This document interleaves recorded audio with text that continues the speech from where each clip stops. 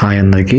మీరు ఈ వీడియో చూసే ముందు ఈ 2 వీడియోలను చూడండి. అప్పుడే మీకు కంప్లీట్ స్టోరీ అర్థమవుతుంది. మీ లైక్ మరియు సబ్స్క్రైబ్తో మా ఛానల్ని సపోర్ట్ చేయండి. కొన్ని రోజుల పాటు ఆ మాంత్రికుడు రాము గంగల కోసం అన్ని ఊర్లు తిరుగుతూ వెతికాడు. చివరికి అతడు వారి ఊరికి చేరుకున్నాడు. కానీ అక్కడికి వచ్చాక అతడికి ఒక విషయం స్పష్టంగా అర్థమైంది. ఇప్పుడు నేరుగా పగ తీర్చుకుంటే తనకు ఏం లాభం ఉండదు.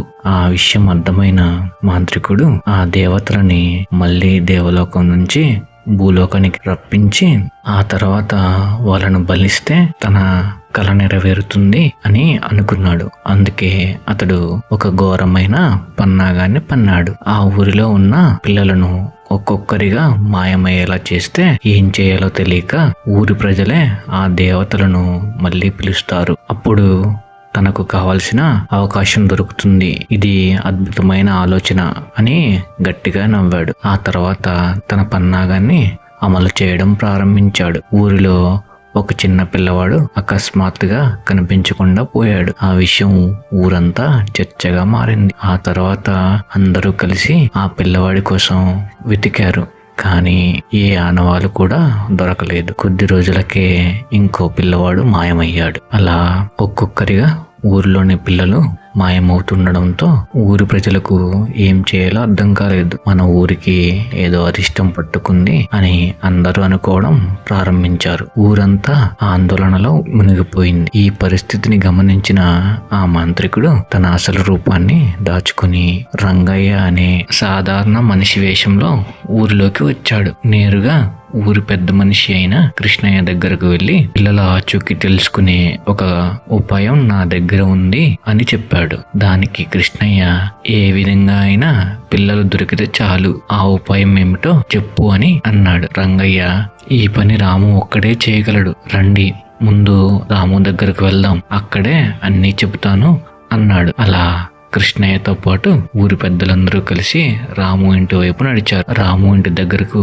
అందరూ చేరగానే కృష్ణయ్య ఇలా అన్నాడు. రాము, మాయమైన పిల్లలను కాపాడడానికి రంగయ్య దగ్గర ఒక ఉపాయం ఉందంట అని, ఈ పని నువ్వే చేయగలవంటూ అన్నాడు. అది విన్న రాము ఏమిటి ఆ ఉపాయం అని అడిగాడు. అప్పుడే రంగయ్య వేషంలో ఉన్న ఆ మాంత్రికుడు మెల్లగా మాట్లాడ ప్రారంభించాడు. మీరు లక్ష్మిని వెతుకుతున్నప్పుడు దేవలోకం నుంచి వచ్చిన దేవదూతలు లక్ష్మి ఆచూకీ మీకు చెప్పారు కదా, అలాగే మళ్ళీ వారిని పిలిస్తే వచ్చి ఈ పిల్లల ఆచూకీ కూడా చెప్పగలరు అన్నాడు. ఆ మాటలు విన్న వెంటనే రాము నిశ్శబ్దంగా నిలబడ్డాడు. కొద్దిసేపటికి అందరూ అక్కడి నుంచి వెళ్ళిపోయారు. కానీ రాము మాత్రం అక్కడే ఆలోచనల్లో మునిగిపోయాడు. దేవదూతలను మళ్ళీ పిలిస్తే ఆ మాంత్రికుడు వారికి మళ్ళీ ప్రాణాపాయం కలిగించవచ్చు. పిల్లల్ని కాపాడాలి, కానీ ఇంకెవరిని బలి చేయకూడదంటూ రాము అనుకున్నాడు. ఆ తర్వాత రోజు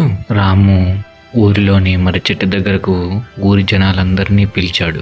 అందరూ చేరిన తర్వాత రాము ముందుకు వచ్చి, ఊరిలో పిల్లలు ఎందుకు మాయమవుతున్నారో తెలియాలంటే మనం రాత్రులు మేలుకోగా ఉండాలి, ఊరంతా కాపలా కాయాలి అని చెప్పాడు. అది విన్న ఊరి జనాలందరూ ఒకరినొకరు చూసుకుని సరే అని ఒప్పుకున్నారు. ఆ జనాల మధ్యనే రంగయ్య వేషంలో ఉన్న ఆ మాంత్రికుడు కూడా నిశ్శబ్దంగా నిలబడ్డాడు. రాము చెప్పిన ప్రణాళికను విని తనలో తానే ఏమీ మాట్లాడకుండా అన్నీ గమనించాడు. ఆ రోజు నుంచి ఊరిలో ప్రతి రాత్రి కాపలా మొదలైంది. రాము చెప్పినట్టే కాపలా ఉన్న రోజుల్లో ఒక్క పిల్లవాడు కూడా మాయం కాలేదు. అది చూసి ఊరి వాళ్ళు కొంచెం ఊపిరి పీల్చుకున్నారు. కానీ రోజులు గడుస్తున్నాయి. ముందు మాయమైన పిల్లల ఆచూకీ మాత్రం ఎక్కడా తెలియడం లేదు. కొన్ని రోజుల తర్వాత ఊరిలో మాటలు మొదలయ్యాయి. మనం కాపలా ఉన్నాం, కానీ పోయిన పిల్లల జాడ మాత్రం దొరకడం లేదు. ఇది సరైన ఉపాయం కాదు, ఇలా చేస్తే ఏం ప్రయోజనం లేదు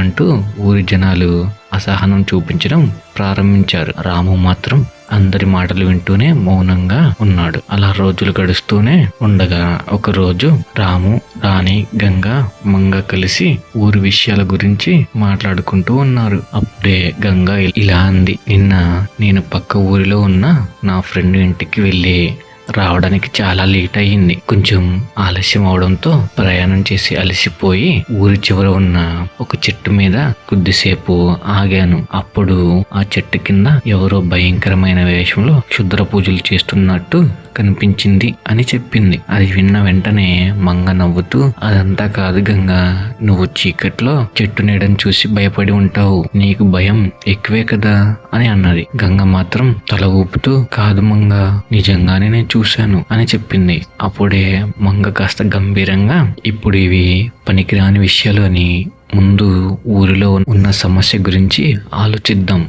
అని మంగ చెప్పింది. అలా కొద్దిసేపు ఊరి విషయాలు మాట్లాడుకున్న తర్వాత అందరూ వారి ఇళ్లకు చేరుకున్నారు. కానీ రాము ఆ ఆలోచనలోనే పడిపోయాడు. గంగ చెప్పిన ఆ విషయం తన మనసులో తిరుగుతూనే ఉంది. ఊరి చివర క్షుద్ర పూజలంట. అయితే ఆ మాంత్రికుడు అక్కడే ఉన్నాడా? దేవతలను బంధించిన వాడేనా? ఇక్కడికి వచ్చాడా? మనం వాళ్ళను విడిపించినందుకు పగ తీర్చుకోవడానికి ఇవన్నీ చేస్తున్నాడా అనుకుంటూ ఉండగానే రంగయ్య చెప్పిన మాటలు గుర్తొచ్చాయి. దేవదూతలు లక్ష్మి ఆచూకీ మీకు చెప్పారు కదా అని చెప్పాడు. కానీ మనం దేవదూతల విషయం ఎవరికీ చెప్పలేదు కదా. అయితే రంగయ్యకు ఇది ఎలా తెలిసింది అని అనుమానం వచ్చింది. ఊరి చివర తిరుగుతూ పిల్లలను మాయం చేస్తోంది రంగయ్య వేషంలో ఉన్న ఆ మాంత్రికుడే. అందుకే దేవతలను పిలవమని నన్ను ఒత్తిడి చేశాడు. వాళ్ళు వస్తే మళ్ళీ బంధించాలనే పథకం వేశాడు అని